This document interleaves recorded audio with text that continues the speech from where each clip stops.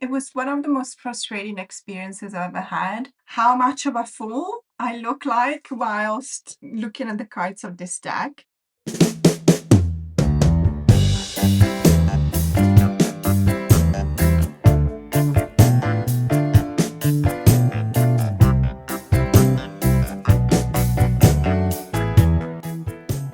Okay, so again, we're going with the flow because what happened was that I unboxed another deck and it was one of the most frustrating experiences I've ever had when it comes to approaching a deck, a tarot deck especially. And I seriously thought, I finished the video and I seriously thought I'm going to remove that part. And then I decided that, this doesn't have to be so polished. It doesn't have to be glossy. It doesn't have to be perfect. I mean, I don't think that I need to present this kind of facade in which I know everything, because I don't. Sometimes it's just a matter of saying, this is not the deck for me. I am not the person for this deck. I have decided to just go ahead and publish this video. How much of a fool I look like whilst looking at the cards of this deck. Here we go. Someone sent me this deck as a gift, and I think also to have a bit of a chuckle, which I'm absolutely fine with. I always appreciate any kind of present, also because I kind of understand that you guys might want to see my reaction, or you might want my opinion on a deck. So it's okay. So this is called the Gen Z Tarot, a deck and guidebook for your healing era. It hits different, by Scott Bergman. And I believe that the people behind the creation of this deck is the same people who made the Millennial Tarot. So let me just go ahead and have a look. I'm not a millennial, I'm actually Gen X. But for Gen X, these generational gaps are not that important. They're not that relevant. Like, I never really cared. I don't relate to the older Gen X because we don't really share anything. When I was going through the Millennial Tarot, it felt so much like it was speaking to me. I got not just all of the references, I myself had memories of myself doing those things, or talking that way, or looking at life in exactly the same way. And I think it's because mostly when there's a generational difference, it's not necessarily a drastic change between one generation to another, but there might be a drastic change between a Gen X, a millennial, and a Gen Z. And so this is going to be interesting because I don't know not just whether I will resonate with these cards or not, but whether I would actually understand them. So it's going to be interesting though. And you know what? I like a challenge. I like to see whether I can use a deck like this, which is, not my generation. And on top of everything, I don't have children. If I can understand this deck, I'm actually seeing myself using it to teach to younger generations, because they might actually see it as hitting the spot rather than other decks. So let's have a look. This is the guidebook. I'm not expecting anything crazy. Okay, so I'm already kind of confused. It's giving card meanings. So there's a couple of spreads here. Manspreading, oh gosh. Manspreading is not Gen Z. Manspreading is, I mean, it's timeless, I guess, but okay. In my spreads era, yeah, okay. I really like it when we've got customized spreads, because it means that the authors already have an idea about how to use the deck, and I always appreciate that. It doesn't mean that I'm going to read with those spreads, but I will definitely check them out. And then we start with the major arcanas, and let me guess, it's divided in color. I don't know if you can tell, but the edges of the pages here in the book are divided in color. And then we're moving on to the Ace of Aesthetic, so the suit of Aesthetic. So obviously there's a renaming here. So major arcana. Okay, ecstatic is indeed wands. So it does follow the traditional order: wands, cups, swords, pentacles. So ecstatic mood for cups, I get it because of emotions. Facts for swords, I also get it because everything is black and white for the suit of swords, especially when you look at the archetype expressed by the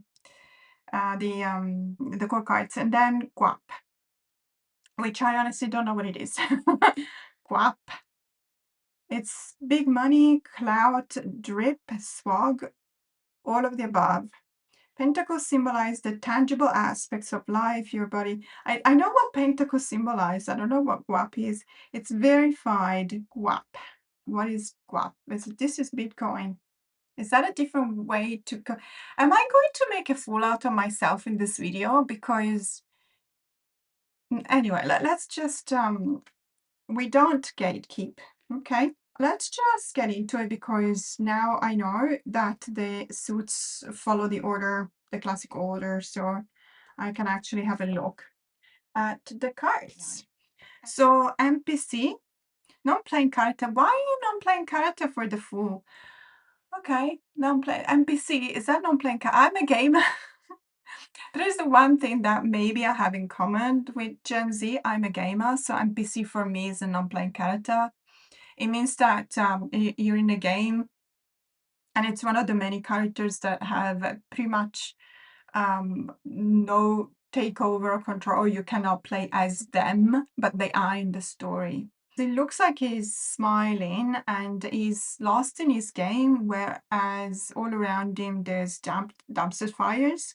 So maybe he's just pretending not to see what's around him. If that is the case, I like the idea, even though let's not forget that the Fool is one of those people that still believes that they can do something for themselves, and so they take the leap. But it's not someone who's unaware of what's happening around them. It does have a certain naivete with it, which they will lose pretty soon. In any case, I'm not completely opposed to this. I'm just hoping that it's not seen that way 100% because it's theoretically not. The red pill is from the Matrix, obviously, I get it. The magician is the one that accepts to take on the responsibility of using their skills, so I like it. The canon event, or is it the Apple event? I know that there's canon events. Canon is, okay, am I making see, that's the problem, that I don't know whether I should just go with the flow and say what I feel like saying, or am I going to make a complete fool out of myself? Maybe canon is not canon, as in the cameras? And should I go back to the guidebook every time I have a doubt? Or should I just accept that this is not a deck that touches on my own experiences, and so I cannot possibly be required to know everything? I don't know if it's, we do have canon events, the camera company, but this could be completely wrong, and I feel like I am wrong, and I feel okay. Feel free to laugh at me. I think it's okay. I don't mind. I'm actually laughing at myself right now. Okay, mother for the Empress. Yeah. Okay. Well, I'm happy to see that there's nothing crazy about this.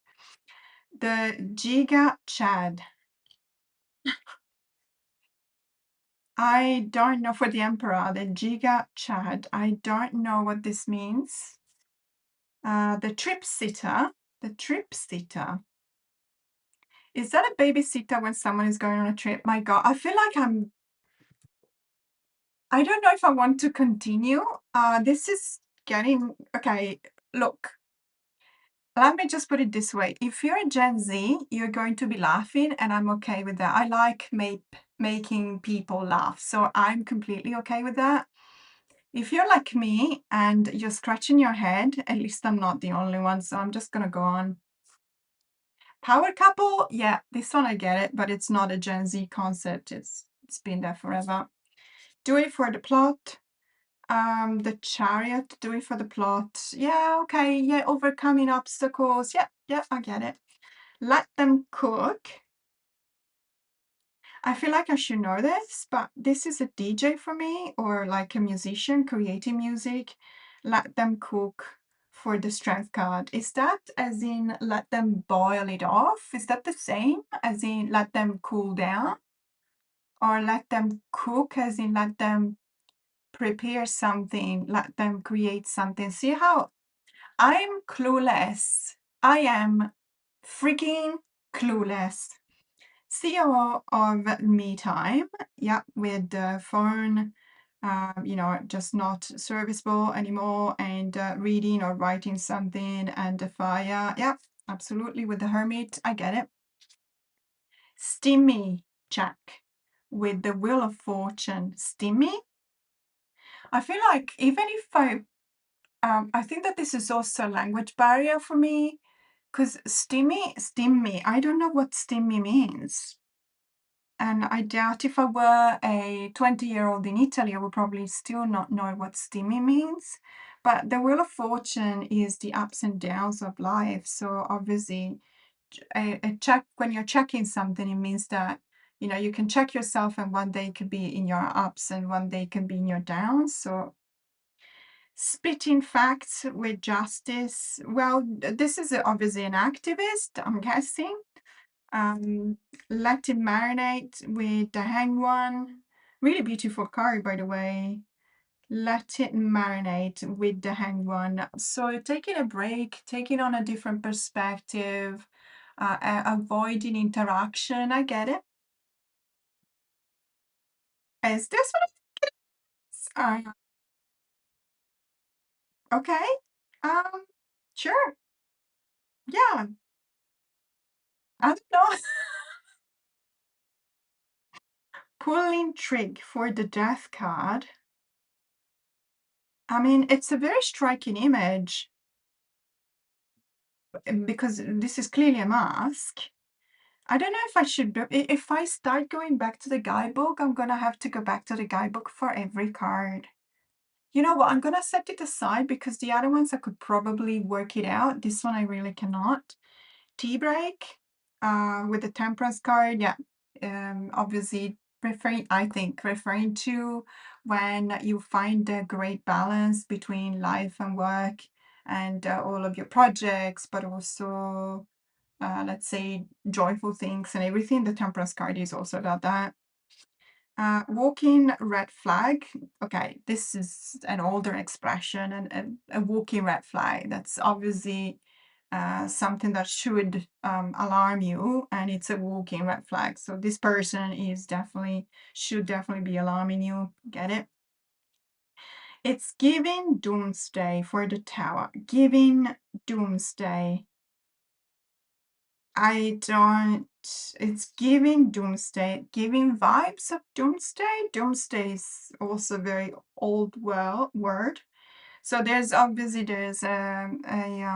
guess a refinery here, rubbish everywhere, and there's obviously a polar bear struggling to stand on the last piece of ice, I'm guessing, with the tower. But see, the tower card, you should still be able to see that the foundations are okay. The tower is a beautiful, it's very engaging, and it can be at times incredibly triggering and confrontational. But technically, the tower lets you get rid of what no longer serves you. And so, even if I pull the tower for myself, I'll probably go, oh God. But at the same time, I also know that it comes when it's necessary. This one to me doesn't feel like it's necessary. I don't know. Glow up with a star. Yeah. Okay. Is that about makeup? Cringy flashback. This to me will be a Nine of Swords. A cringy flashback when you're waking up at 2 a.m. and you remember that time in high school when you said something really, really stupid and no one remembers it anymore, but you still do. And it gives you anxiety and you think you're stupid, and that's a cringy flashback for me. And but that's a Nine of Swords, an exaggeration of the Nine of Swords. Nine of Swords is a lot more about something that you're really, really scared of. that gives you a lot of anxiety, but it is waking up in the middle of the night. I don't really see it as the moon. The moon card, see, it is necessary to understand that these cards, when we're talking about major arcanas, they're very cosmic when it comes to vibes. We're referring to the as above, not the so below. So what I would refer to as a cringy flashback for me would be something very concrete and probably an experience that may have been quite significant for me, but in and by itself, it's probably not an as above kind of fact. So I don't know, not seeing things clearly, maybe the cringy flashback. Serving C, serving C for the sun. I don't know. The awakening, okay, for judgment. I like this card. It's a very beautiful card. Um, very see, I really doubt that 20 years from now. So I get it though, because I can't say that out of all of my decks, every deck will be relevant in 20 years. I don't actually need that in order to enjoy a deck. So I should probably, step back from that concept and stop trying to test it against the passing of time and valorize it for the moment. So let's just change mentality. Main character energy with the world card. Yeah, uh, I actually like this one because I do understand that when you're a main character, you're also the protagonist of this journey. And so you get to the end of it and you have to start again. I get it. I like it. Okay, so now we're starting with the minor arcanas, and I like it that there's different colors. So obviously we're starting with the suit of wands, which is renamed suit of ecstatic. The ace of wands is the pop-off. The two of ecstatic is the vibe check. This is more like a choice to me. Okay, the two of wands is the choose, numerologically speaking, always imply a choice, but it's a duality. And ironically, there's two cards where two twos where that duality forces you to make a choice. The Two of Swords and the Two of Pentacles. You have different reactions to it, obviously. But there's also two cards in which that duality becomes a powerful thing. And those two cards are the Two of Cups for the intimacy with somebody else, and also the Two of Wands, because in the Two of Wands is an incredibly powerful card because it's the moment in which you assess what you've got and it's not enough for you. And so it's the motivate, it's the start of the motivation, it's what pushes you forward. Um, so I don't see it as a choice, to be honest. It's true that you have a choice whether to remain where you are, but it's not really a choice. In the Two of Wands, you don't stay where you are. The Two of Swords, you're paralyzed because you can't choose. The Two of Pentacles, you're also paralyzed, ironically, because you're moving too much, because you're restless. The Two of Wands, to me, it's not portrayed, but I could be completely wrong, and maybe the vibe check has that meaning of saying, this is what I got, that's not enough, I need more. I'm in a time in my life in which I can actually aspire for more, and maybe this is giving that meaning and I don't get it. Like and subscribe with the Three of Wands. Yeah, you're doing your thing. Yeah, you're doing your thing. I get it. I like it. You're out there conquering the world. Yeah. Understood the assignment with the Four of Wands. Is this a competition? It looks like gymnastics, I'm guessing. Understood the assignment. It's a celebration. But see, okay, personally, the Four of Wands is depicted as the celebration of a wedding ceremony, because weddings were back when they were the moment in which you were signing a contract. The Four of Wands is the union between the sacred geometry of the square, which is a very stable form. It is the most stable shape.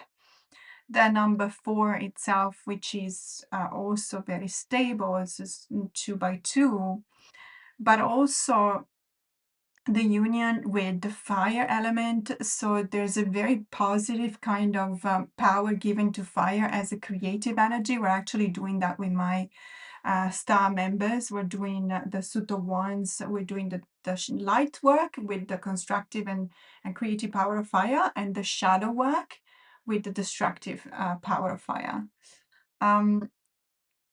There needs to be the sense of contract being signed, because number 4, when you look at numerology, is the emperor, and any card that exists within the constellation of the emperor needs to reflect on the sense of imposing, unfortunately at times it's really imposing, order.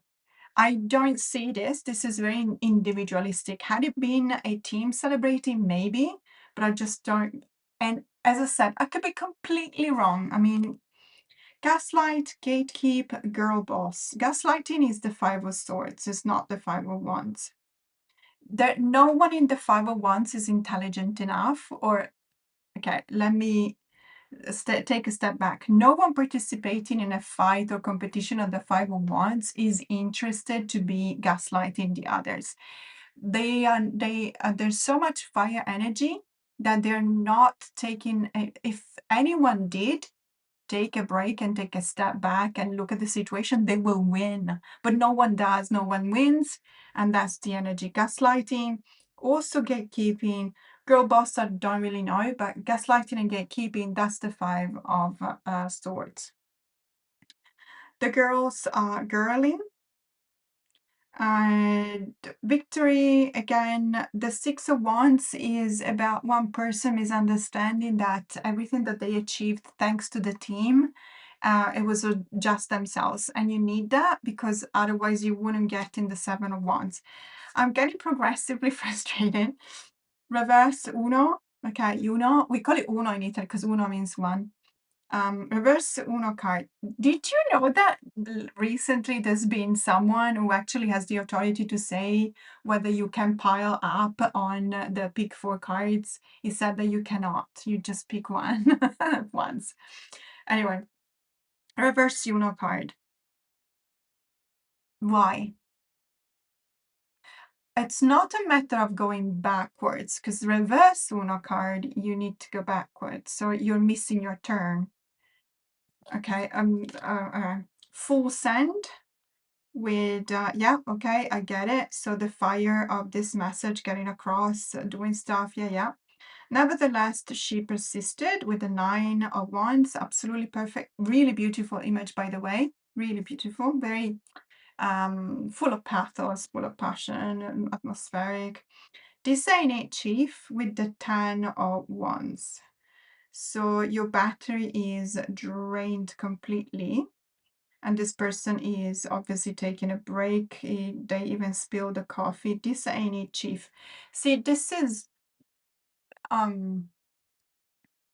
it feels to me like it's the reverse 10 of wands. In the 10 of wands, you're still actually picking up stuff you shouldn't.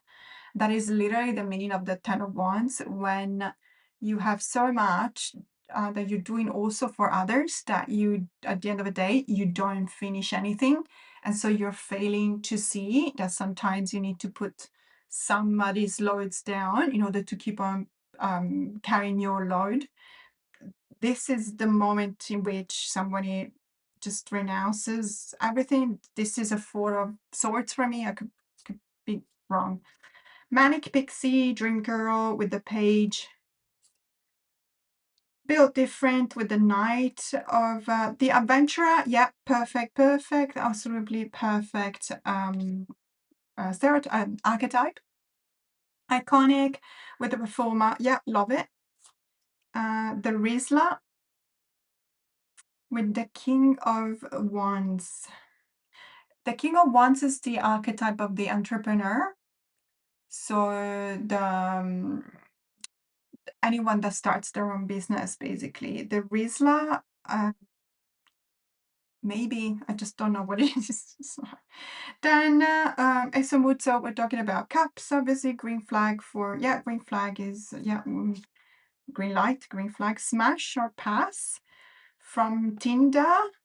Uh, it's more of a choice that I would like it to be. You're already seeing the aftermath of a positive choice. You're already chosen someone. You're already in a relationship. But this to me is more like the Two of Pentacles. But okay. Hard launch with the Three of Cups. I don't know what it is. Obviously, it refers to a relationship. There's a heart and there's a like a shuttle, a space shuttle coming out of it. So, but see, the Three of Cups is about the growth. We need to stay true to neurology if we don't want to follow the RWS, even though it does. Mm, this is more like a two. I might be complete again. How many times I'm going to say this in this video? Anyway. Doom scrolling for the Four of Cups. That's, to me, that's an Eight of Swords. But I get it. Doom scrolling, for me, it's not doom scrolling. The Four of Cups is more like Netflix fatigue when you're trying to choose a show. But doom scrolling, I can see it. Left on red. Oh, that's very sad. I get it. So a message has been read but not answered. I get the sense of loss, and I also get the drowning in your feelings. I get it. I think it's nice. Core memory, for the Six of Mood, core obviously referring to nostalgia of the past situationship. I get it. With the Seven of Cups, though, so not being able to choose because you're not entirely aware of what's in front of you. Maybe. Real talk with the Eight of Cups. No. I understand that there's this idea of confronting your feeling or somebody else's make you confront yourself with your own feelings. And I understand that there might be, but it's not the Eight of Cups. No. It's the Eight of Cups is it needs to show. See, and there's something else. Okay. I wouldn't be so I need to stop doing this because I wouldn't be this polemic with another deck that was still modern.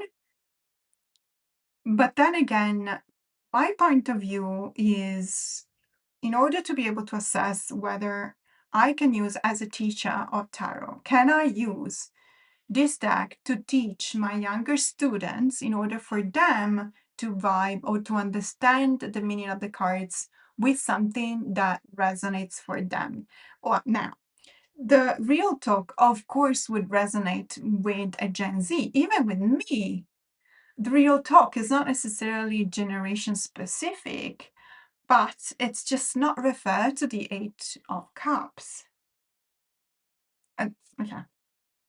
Wholesome content, yeah, uh, but not the Nine. Sorry, not the Nine of Cups. It's also because is it referred to the fact that we never know what's the real life of someone who's always posting on Instagram and the real life might be something different, they might be alone. So that could be a way to point to the Nine of Cups.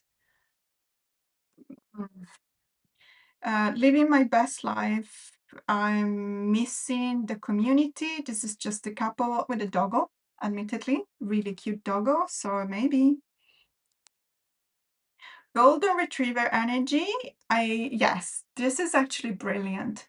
This is actually brilliant because this is the empath. And Golden Retrievers have this, they have this capability of picking up, not just Golden Retriever, by the way, they pick up on their mom and dad's humor and mood and everything, and they will suffer even more. So yeah, 100%. Emotional support animal for the Knight of Mood. Yeah, I like it because the important thing for them, for the Knight of Cups, is to be lovers. And so they don't really mind where the love is going to. Brilliant, really brilliant. Mommy energy, yeah, okay, the nurturing. It's more like the mystic, but I do see that. It's like half between the Queen of Pentacles and the Queen of Cups, but I can see it. The soft boy, no. The King of Cups is almost as if it were a reverse Queen of Cups. And the reason why I'm saying this is because I've actually watched Hades Town in London. Lord of Hades or Hades. I used to look at Hades thinking that it was almost a maleficent incarnation of repressed feelings. But let's not forget that he fell in love with Persephone, which is air and flowers and summer and singing a song in the rain. And so I really see Hades and like someone who is so matured and so has been working so much with their own feelings that now they understand that the most important thing is to be of service to others. And so they accept their role in society, even though they may have to sacrifice themselves. So it's the ultimate sacrifice. But at times, it can also be seen as someone who is turning their shoulders. So the opposite of the Queen of Cups, because the Queen of Cups will always be there for you, but the King of Cups will not be always there for you, but they will always do the right thing. So soft boy, it's almost as if it were a way to diminish the importance of the King of Cups. I'm not saying this as in light of the fact that it feels like it's much younger than what it should be. I don't care about that. But we cannot have a tarot deck that doesn't complete or doesn't offer you the possibility to read the widest possible spectrum of personalities in the world. Because otherwise, you're missing something. So, unless there's somebody else that has the vibe of Hades, but I don't know. Post-nut clarity for the Ace of facts is air swords. Okay, yeah, clarity, sure. Beige flag. So beige flag, I'm assuming it's referred to not being able to move, being paralyzed because nothing is stimulating enough. Is that correct? Am I? God, you're probably. I don't know. I'm assuming there'll be people in tears right now, but I I'm trying. I'm trying. Um, by the way, I like that we've got the decans here. So Libra, obviously. It's the backstabbing for me. Backstabbing, yeah. Protecting my peace for the Four of Swords, protecting my peace. Yeah, no, but you're just putting out boundaries. You kind of, this card, putting it this way shows a assertiveness that the Four of Swords doesn't have. In the Four of Swords, you're pretty much not an assertive person to the point that you get to the Four of Swords situation because you have not been able to build up boundaries around you. And you let yourself get exhausted, or even, you let your energy be drained by others as well. So there is an agency that I don't really see in the Four of Swords, but that's okay. Stay toxic. Toxic is, yes, I do see this very well for the Five of Swords.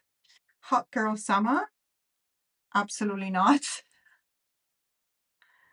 The Six of Facts. Facts is air, right? So the Six of Air, the Six of Swords.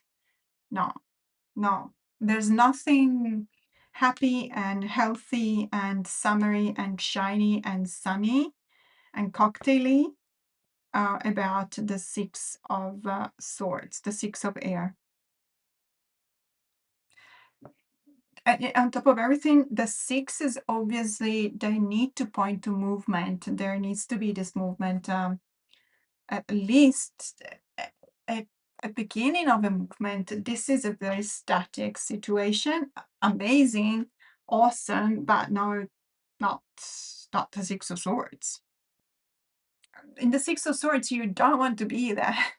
You really don't want to be there. You have to do. And you're going towards a better place. But right now, in the Six of Swords, doesn't feel that way for sure. Hell assist. No idea what this is. Someone spying on somebody else's private stuff with a like looks like a mirror, so kind of spying, and there's a camera here, so I get it. Uh, spying on others, maybe the hacker. I get it. Okay, right. Yeah, I can be on board with that. The Lulu, delusional, with the Eight of Swords, delusional. It's a bit more dramatic than being the Lulu. And even though there is a sharing of responsibility for being that, which I recognize because obviously there is a sense of responsibility here. Let's say half, I don't know, shook it. Yeah, yeah, great. Yeah, for the Nine of Swords. Yeah, absolutely. Cancelled for the 10. Yeah, I get it. Spill the tea for the page. Yeah, the investigator. Really good, actually. The Karen for the Knight of Swords. No.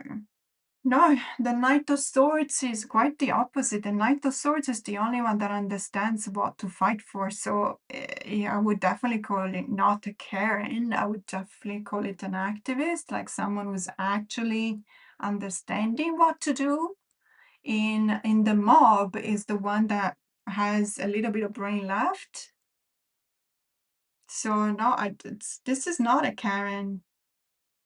The Knight of Swords is a very valuable figure in the tarot deck. The Knight of Swords is almost a hero because they get to almost up to the point of being fighting against the whole army because they believe that that's the right thing to do. So that's why I mean an activist should have been better. But a Karen, she's she's delusional. A Karen is supposed to be someone who's just complaining that is so self-entitled, and she's also complaining without being aware of what's going on in the world. And the Knight of Swords is the only one who's aware of what is actually going on in the world. So don't. Women in STEM, awesome, love it, gorgeous, really, really gorgeous. Short King. Short King. Short King? I don't know.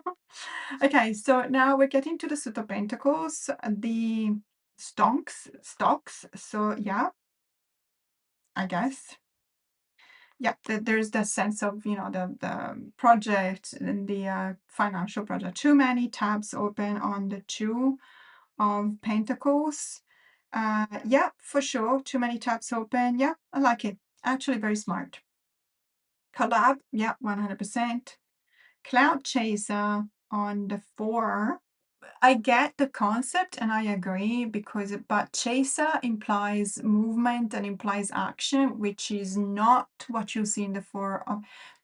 Never make the mistakes of implying action in a 4.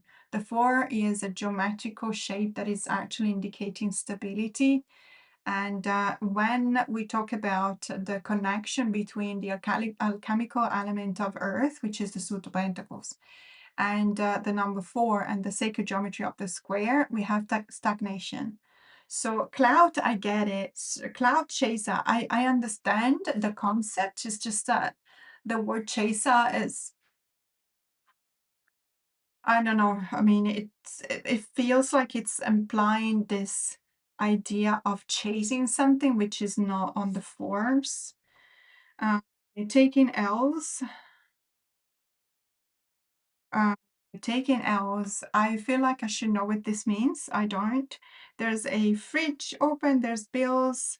There's a little mouse here. So you're in debt. I get it. I just don't know what that means. The plug with the Six of Swords. Sorry, not swords. Six of Pentacles. Giving and receiving.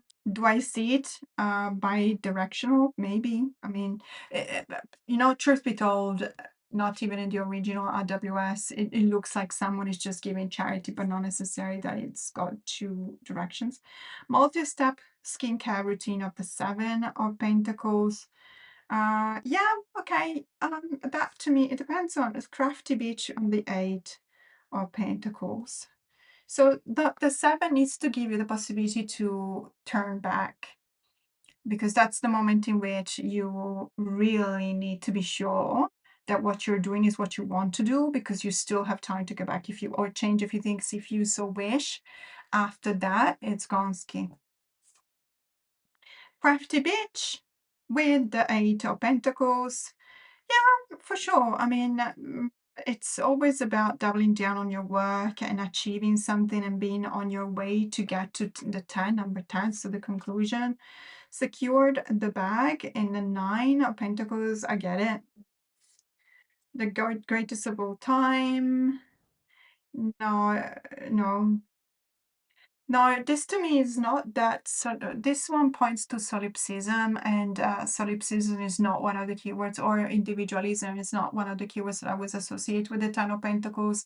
As a matter of fact, the Ten of Pentacles portrays a getting older of the Emperor, because they're sitting down and around them there's a community that is actually thriving, because it's the way in which the emperor has understood that their role is to create order after the chaos, but is also at the end of his, not necessarily of his life, but let's say of his career, and everything has turned out for the best. So maybe the trophies will tell you that, but the greatest of all time for me is someone who's always winning.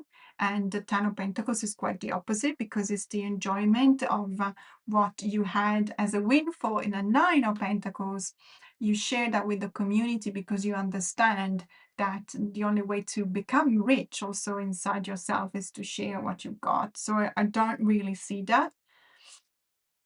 Crypto Bro, if you mean in the sense that they make mistakes and they have to learn to go back up again and start again, etc., maybe. But Crypto Bro is, that has to deal with resources. Okay, I get it. And obviously there is that financial component, so for sure. Fitfluencer with the Knight, perfect, because it does deal with the sense of discipline. So yeah, completely. She ate no crumbs. So taking everything, I guess. She ate no crumbs. So she took everything. The Queen of Pentacles, yeah, it's about resources and knowing how to. So the Queen of Pentacles also knows everyone so well that they also know what to give to whom, because they need it. So she doesn't take everything. As a matter of fact, I believe that the Queen of Pentacles could be seen as someone who doesn't keep anything for themselves. So when she ate and left no crumbs, unless she gave everything to others for them to eat and share in that, but they would never take anything for just themselves, I think. Zadie, uh, yeah, I guess in a very um, it might just be me, but this feels like it's a little bit of a negative connotation of the King of Pentacles, who's honestly not doing anything wrong. It's just the King of Pentacles, it's embodying all that sense of being mastering the skills in using your resources, whether it's financial resources or natural resources, etc. And but you also have that responsibility towards the community. I don't know. So I just wanted to read out of one card. This has been, I'm actually sweating. This has been an eye opener. I don't think I can. Let me just pull the trig, as in pull the trig for the death card. Pull the trig. I don't want to say anything because I don't want to make a mistake and sound even more foolish than what I sounded so far. So let me just read it, because where are you? Okay, TLDR, closing one door and opening another. And you've got skulls, a puking emoji, and a bathroom, a toilet emoji. TFW. Is it foolish that I don't even know what these acronyms stand for? To I feel like it should be obvious. It's 3 a.m. and you're ill. Okay, embracing the bathroom floor is a fitting conclusion to a night of ignoring your limits. Too late to rally. This may be your end game from party legend to never drinking again. Sometimes to move forward, you've got to lean over the porcelain altar first. Brutal. Sometimes we choose to end the chapter, and other times it's forced upon us. Either way, it can be gut wrenching.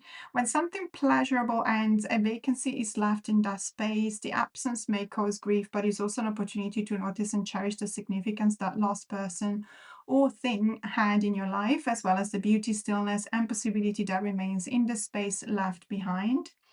The crash and burn may bring pain, but with time and care, the grief can subside, letting your experience grow. It's sobering to move forward with this new reality while honoring the past. Hits different, clinging to the past instead of allowing, so basically upright and reversed. Instead of allowing natural endings to create space for new beginnings, you may be holding on to what's familiar and paralyzed by the fear of the unknown. This is an excellent writing for the death card. I really like it. I think it's brilliant. The discussion of the scene and the portrait of the card. In this particular deck, we need to think about something that resonates with Gen Z, of course. And if this is I believe, okay, just honest opinion, guys, honest opinion. Let me just put the death card back. So I feel like I did my best and yet still fell short of understanding. There were a few cards that I, even myself, has said, yeah, they were absolutely brilliant and I believe it. Many others, they give me the idea that if we force it too much to be too contemporary, so too Gen Z centered, we are risking stepping away too much from the actual meaning of the card, which will be perfectly fine if we were doing something for a different deck that doesn't necessarily follow the OG of the RWS. But this is still called an RWS, isn't it? I hope that I'm at least making people laugh. Am I making you laugh? Am I making a fool of myself? You know what? I'm okay with it. So, yeah, that's my only fear. So, as a teacher of tarot, and again, I understand that we should never do gatekeeping. So, if this deck helps you understand how to read tarot, by all means, get it. And that's one of the reasons why I am still really happy to have it because I need to keep being relevant when teaching. And I need to do like the Hierophant does. The Hierophant is always relevant when they're teaching because they never cease or never stop learning. So in my case, I'm very happy to learn how to read with this deck and understand all of the references, but that doesn't mean that I have to agree with all of them. For example, the Six of Swords, you necessarily have to bring in that component of not wanting to be there because the Six of Swords, it's a situation that developed in a way that you did not expect and it forced you to take a decision that was actually quite hard to take. So you're trying to save yourself. You don't necessarily feel happy. There's nothing awesome about it. It is very daunting that traversing, ferrying across that lake, river, whatever, ocean, whatever that is, it's daunting. The water is choppy, you feel nauseous, and you're on top of everything. No one cares about you because the person that is ferrying you across doesn't even look at you. They're just doing your job. They're not sympathetic. And in many, many decks, you're even taking care of someone who needs you. So oh my God. I mean, Gen Z, I think that they're mature enough to understand that concept. I think that they have had so many experiences. If anyone has lived through COVID, as in not COVID, having COVID, but the years of COVID, I'm pretty sure that they would know what a Six of Swords mean. So I would have preferred to see something that showed that element of, struggle. Because in the Six of Swords, you need to show that, and you need to show the transition, because there is a transition or a movement. And that Six of Swords did not do that for me. And as such, there were other cards in which I really didn't see the agency in some cards that did not have any agency, or the lack of the main keyword in cards that really didn't. So I'm just hoping that in order to make it easier to understand, we're not actually teaching something that is fundamentally wrong. And I'm just, this is a way for me to raise the question, not to I'm not standing on a pulpit and preaching. I'm not. I'm literally asking the question to the community: what do we think about the Gen Z tarot? And, I just really believe that there could have been a few changes applied to the cards, still make it relevant for the Gen Z, but also within the scope of tarot. So, and there's other decks that do that. So I don't know. As I said, I'm very happy that we had the opportunity to talk about it today. I'm exhausted. I am really tired. Like, my brain is mush now, and I need to take some me time. But there you go. So yeah, I think this is gonna be an aside video, like a different video from the video I was filming earlier. So I'm gonna close it here, and let me know in the comments below. I'm really exhausted. Let me know what you think. Please, let's keep being respectful. I'm just really flagging these issues. That could be issues, and maybe they're not. And you know what? If they're not issues, even better. I'm all happy. Thank you so much for watching, and I will see you soon. Bye.